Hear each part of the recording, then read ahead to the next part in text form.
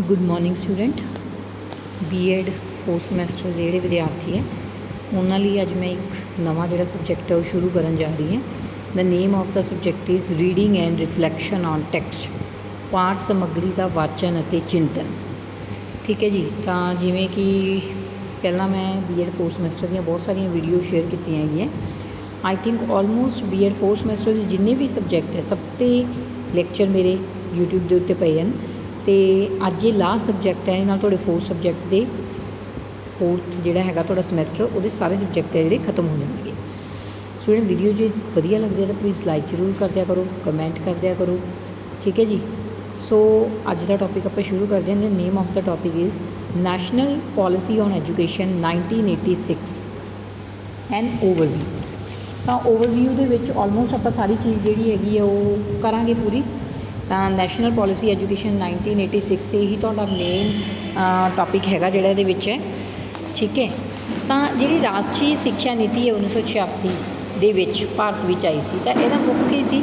ਇਹ ਮੁੱਖ ਤੌਰ 'ਤੇ ਤਾਂ ਸ਼ੁਰੂ ਕੀਤੀ ਗਈ ਸੀ, ਕਹਿੰਦੇ ਸਕੂਲਾਂ ਦੇ ਵਿੱਚ ਸਿੱਖਿਆ ਦਾ ਜੋ ਪ੍ਰਸਾਰ ਚੱਲ ਰਿਹਾ ਸੀ ਉਹਦੇ ਵਿੱਚ ਸੁਧਾਰ ਕਰਨ ਲਈ 1986 ਦੇ ਵਿੱਚ ਇਹ ਜਿਹੜੀ ਹੈਗੀ ਹੈ national policy on education develop ਕੀਤੀ ਗਈ to improve the education system in the school. ਹੁਣ ਕਹਿੰਦੇ ਇਸ ਨੀਤੀ ਦੇ ਵਿੱਚ ਸਕੂਲ ਦੇ ਹਰੇਕ ਪੱਧਰ ਦੀ ਗੱਲ ਕੀਤੀ ਗਈ ਹੈ। ਮਤਲਬ it is not dependent on the one fact of the school, it can cover all the aspect that can be necessary for a school education. ਤਾਂ ਸਾਰੇ ਫੈਕਟਸ ਉੱਤੇ ਹੀ ਗੱਲ ਕੀਤੀ ਗਈ ਹੈ। ਤਾਂ ਇਹਦੇ ਵਿੱਚ ਕਹਿੰਦੇ ਟੋਟਲੀ ਜਿਹੜੇ ਹੈਗੇ ਆ 12 ਜਿਹੜੇ ਹੈਗੇ ਆ ਭਾਗ ਹਨ ਜਿਨ੍ਹਾਂ ਬਾਰੇ ਅੱਜ ਆਪਾਂ ਪੜ੍ਹਾਂਗੇ। ਪਹਿਲਾਂ ਜਿਵੇਂ ਹੈਗਾ ਭੂਮਿਕਾ ਹੈ, ਇੰਟਰੋਡਕਸ਼ਨ ਹੈ, ਫਿਰ ਸਿੱਖਿਆ ਦਾ ਸਾਰ ਅਤੇ ਉਸਦੀ ਭੂਮਿਕਾ ਹੈ, ਸਿੱਖਿਆ ਦੀ ਰਾਸ਼ਟਰੀ ਪ੍ਰਣਾਲੀ ਹੈ, ਸਮਾਨਤਾ ਲਈ ਸਿੱਖਿਆ ਹੈ, ਰੀਆਰਗੇਨਾਈਜੇਸ਼ਨ ਐਜੂਕੇਸ਼ਨ ਹੈ, ਡਿਫਰੈਂਟ ਸਟੇਜਿਸ ਹੈ, ਟੈਕਨੀਕਲ ਐਂਡ ਮੈਨੇਜਮੈਂਟ ਐਜੂਕੇਸ਼ਨ ਹੈ, ਮੇਕਿੰਗ ਦਾ ਸਿਸਟਮ ਵਰਕ, ਵਿਸ਼ਾ ਵਸਤੂ ਅਤੇ ਸਿੱਖਿਆ ਪ੍ਰਕਿਰਿਆ ਨਾਲ ਜੁੜਨਾ, ਅਧਿਆਪਕ ਅਤੇ ਅਧਿਆਪਕ ਸਿੱਖਿਆ, ਸਿੱਖਿਆ ਦਾ ਪ੍ਰਬੰਧਨ, ਸਾਧਨ ਅਤੇ ਮੁੜ ਨਿਰੀਖਣ ਅਤੇ ਦ ਫਿਊਚਰ। ਤਾਂ ਸਭ ਤੋਂ ਪਹਿਲਾਂ ਆਪਾਂ ਇੰਟਰੋਡਕਟਰੀ ਦੀ ਗੱਲ ਕਰਾਂਗੇ, ਭੂਮਿਕਾ ਦੀ ਗੱਲ ਕਰਾਂਗੇ। ਭੂਮਿਕਾ ਦੇ ਵਿੱਚ ਜਿਹੜਾ ਆਪਣਾ ਫਸਟ ਪੁਆਇੰਟ ਹੈਗਾ ਦੈਟ ਇਜ਼ ਸਮਾਜਿਕ ਸੱਭਿਆਚਾਰਕ ਪਹਿਚਾਣ, ਸਾਈਕੋ ਕਲਚਰਲ ਆਈਡੈਂਟੀਟੀ। ਹੁਣ ਕਹਿੰਦੇ ਸਿੱਖਿਆ ਸਿਰਫ ਅਜਿਹਾ ਆਧਾਰ ਹੈ, ਸਿੱਖਿਆ ਦਾ ਮਤਲਬ ਸਿਰਫ ਸਿੱਖਿਆ ਗ੍ਰਹਿਣ ਨਹੀਂ ਕਰਨਾ। ਸਿੱਖਿਆ ਨਾਲ ਕੀ ਹੈ? ਸਿੱਖਿਆ ਉਹ ਪ੍ਰਕਿਰਿਆ ਜਿਹਦੇ ਵਿੱਚ ਆਪਾਂ ਨੂੰ ਸਮਾਜ ਦੇ ਵਿੱਚ ਕਿਵੇਂ ਵਿਚਰਨਾ ਉਹਦੇ ਵਿੱਚ ਇਹ ਸਹਾਇਤਾ ਕਰਦੀ ਹੈ। ਅਤੇ ਕਿਸੇ ਵੀ ਮਨੁੱਖ ਲਈ ਸਿੱਖਿਆ ਕਿਉਂ ਜ਼ਰੂਰੀ ਹੈ? ਤਾਂ ਕਿ ਉਹ ਸੁਸਾਇਟੀ ਦੇ ਵਿੱਚ ਕਿਸ ਤਰ੍ਹਾਂ ਰਹਿਣਾ ਉਹ ਸਿੱਖ ਸਕੇ ਅਤੇ ਸੁਚਾਰੂ ਰੂਪ ਨਾਲ ਸਮਾਜ ਨੂੰ ਚਲਾਉਣ ਦੇ ਵਿੱਚ ਆਪਣਾ ਹਿੱਸਾ ਪਾ ਸਕੇ।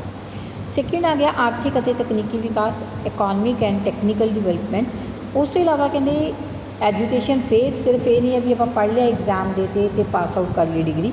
ਐਜੂਕੇਸ਼ਨ ਦਾ ਕੀ ਮਤਲਬ ਹੈ ਵੀ ਆਪਾਂ ਆਪਣੇ ਦੇਸ਼ ਦੀ ਇਕੋਨਮੀ ਨੂੰ ਅੱਗੇ ਵਧਾ ਕੇ ਲੈ ਕੇ ਜਾਈਏ। ਜੇ ਕੋਈ ਟੈਕਨੀਕਲ ਡਿਵੈਲਪਮੈਂਟ ਦੇ ਵਿੱਚ ਆਪਾਂ ਹਿੱਸਾ ਪਾ ਸਕੇ ਉਹਦੇ ਵਿੱਚ ਆਪਾਂ ਹਿੱਸਾ ਪਾ ਸਕੀਏ। ਐਜੂਕੇਸ਼ਨ ਦੀ ਇਹਦੇ ਵਿੱਚ ਕੀ ਹੁੰਦੀ ਹੈ?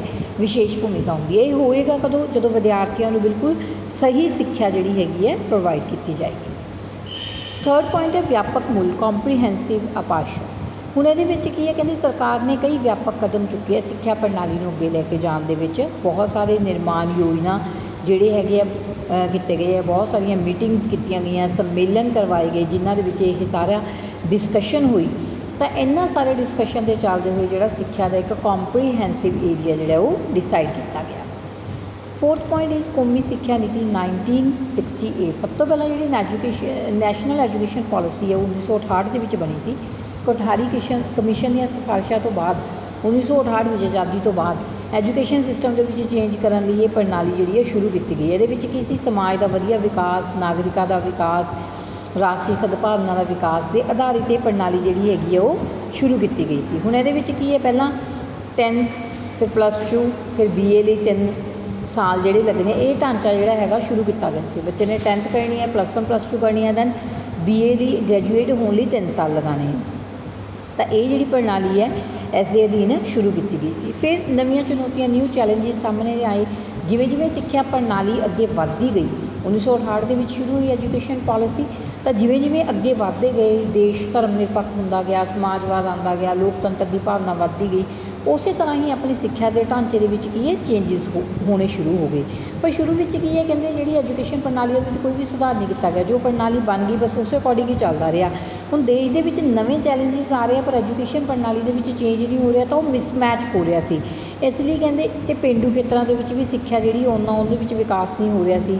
समाज की सेवा में भी लाहेवंद नहीं हो रही थी। इसलिए नवीं चुनौतियों का सामना करना सरकार के लिए सिक्ख्या की नीति की प्रणाली को चेंज करना बहुत ज़्यादा जरूरी हो गया सी। तो ये फस्ट पॉइंट इंट्रोडक्टरी। सैकेंड आया था सिक्ख्या का सार और भूमिका, the essence role of the education. तो सब तो पहला पॉइंट है सिक्ख्या सब लिए जरूरी, एजुकेशन एसेंशियल फॉर ऑल। हुण एजुकेशन है जी, it is not for a poor student और फॉर अ मीडियोकर स्टूडेंट और for the rich student, it is for all. मतलब ये सब लिए जरूरी है, एजुकेशन सबनों मिलनी जरूरी है। तो बिल्कुल एक तरह के अधिकार है जोड़े बच्चों को प्रोवाइड किए जाने चाहिए। कॉम्प्रीहेंसिव रोल है, कहता सिक्ख्या का जो रोल है व्यापक है, ये सिर्फ एक खेतर को कवर नहीं करता, ये राष्ट्रीय एकता, विग्यानक दृष्टिकोण, मन, आत्मा हर एक पक्ष को जोड़ा है कवर करता है। फिर ये मनुखी शक्ति का विकास होता है, डेवलपमेंट ऑफ मैन पावर। सिक्ख्या की एक अमूल खजाना है, कहते सिर्फ ये नहीं है भी आप सिर्फ एजुकेशन लीता एक क्लास में पास कर लिया। सिक्ख्या द्वारा की है एक मनुख की प्रॉपर डेवलपमेंट होंगी है, प्रॉपर वो तरक्की सक्सैस के रस्ते में चलता है जो वो सही एजुकेशन को गेन करता है। Next point is unique investment. नीति जी है सिक्ख्या की ये दसदी है भी जो आप सिक्ख्या के उत्ते इन्वेस्ट करें दैट इज यूनीक। मतलब ये की है अज आपको नहीं पता लग रहा, बट जो आप इन्वेस्टमेंट कर रहे हो भविख में आपको किते ना किते बहुत ज़्यादा लाभदायक होगी, मुनाफा होएगा भविख के फ्यूचर के आप आपकी लाइफ में किमें जीना है या किस तरह अगे लै के जा सकते हैं, वो अपनी एजुकेशन पर ही निर्भर करता है। हुण ये थर्ड पॉइंट आ जाता है नैशनल सिस्टम ऑफ एजुकेशन, राष्ट्रीय सिक्ख्या प्रणाली।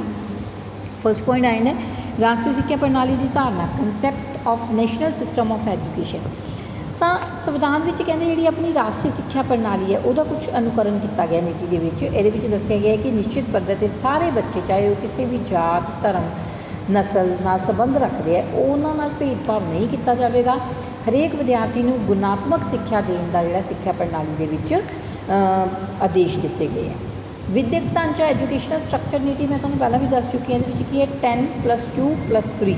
10 तो बाद 2 साल लगेंगे +1+2 दैन 3 ईयर फॉर ग्रैजुएशन।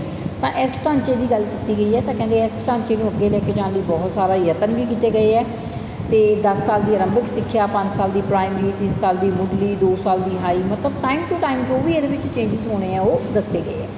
फिर नैशनल करिकुलम डिसाइड किया गया, राष्ट्रीय पाठक्रम ये की है दसिया गया है किस तरह का पाठक्रम होगा, किस तरह के कॉमन कोर ये लीती जाएगी। फ्लैक्सीबिलिटी होएगी, फ्लैक्सीबिलिटी मतलब जिमें जिमें टाइम अगे जा रहा है एजुकेशन सिस्टम चेंज हो रहा है, जो भी वो टाइम टू टाइम चेंजिज करने हैं वो होंगे रहेंगे। ठीक है, ये नहीं है भी जो आप अज रेस सिस्टम एजुकेशन सिस्टम बनाता वो सालों तक कोई फॉलो होएगा। According to the need of the environment, according to the need of the nation education प्रणाली के जो भी चेंजिज किए जाने जरूरी होंगे वो टाइम टू टाइम किए जाएंगे। फोर्थ पॉइंट इज़ अंतरराष्ट्रीय शांति और सूझबूझ, इंटरनैशनल पीस एंड अंडरस्टैंडिंग। हुण जी राष्ट्रीय नीति ये भी कहा गया कि अंतरराष्ट्रीय इंटरनैशनल लैवल पर जो सूझबूझ तो काम लेना, संसार में एक परिवार वांग समझना। जी नैशनल नीति है वो बच्चों को ये चीज़ां सिखाइया जा भी वो सिर्फ अपने देश नाल नहीं दूसरे देशों के नाल भी वो किस तरह मिलजुल के रह सकते हैं। समानता को प्रोत्साहित करना टू प्रमोट इक्वालिटी। हुण अपनी एजुकेशन सिस्टम की कहता है भी अपने चाहे किसी भी, क्योंकि जो भारत देश है वक्-वक् धर्मां नस्लों जातियों के लोग रहते हैं, बट हर एक नस्ल जाति को एक इक्वालिटी के बेसिस के उत्ते जो भी अधिकार जो है राइट्स जो है प्रोवाइड किए गए। तो स्कूलों के पाठक्रम इस तरह का होना चाहिए बच्चों को इस चीज़ों तो जाणू करवावे ताकि अपनी जी है पूरे देश के इक्वालिटी की भावना को अगे लेके जाया जा सके। सभ्याचारक और सामाजिक व्यवस्था, कल्चरल एंड सोशल सिस्टम। कहते हुण सभ्याचार किसी भी दो दर्शन आया होंगे, जो अपना कल्चर है वो अपने कल्चर तो ही जाने जाने हैं। इंडिया किस तो जाने जाते, इंडिया के ट्रेडिशन वैल्यू कल्चर्स तो इसलिए सभ्याचार की साथ संभाल बहुत जरूरी है। तो अपनी राष्ट्रीय नीति के एजुकेशन प्रणाली इस तरह की होनी चाहिए है जिहदे आपको बच्चों को सभ्याचारक ते अपनी कौमी पहचान बारे जरूर दसिया जाए। घट्टो घट्ट सीखण पद्धर मिनीमम लैवल ऑफ लर्निंग, मतलब प्रैक्टिकल चीज़ों नाल बच्चों को जोड़ना और मिनीमम घट्टो घट्ट पद्धर निश्चित होना चाहिए है। बच्चों के ज्ञान के आप क्रमवार वाधा करना है। नैक्सट पॉइंट इज भाषावां का विकास, डेवलपमेंट ऑफ लैंग्वेजिज।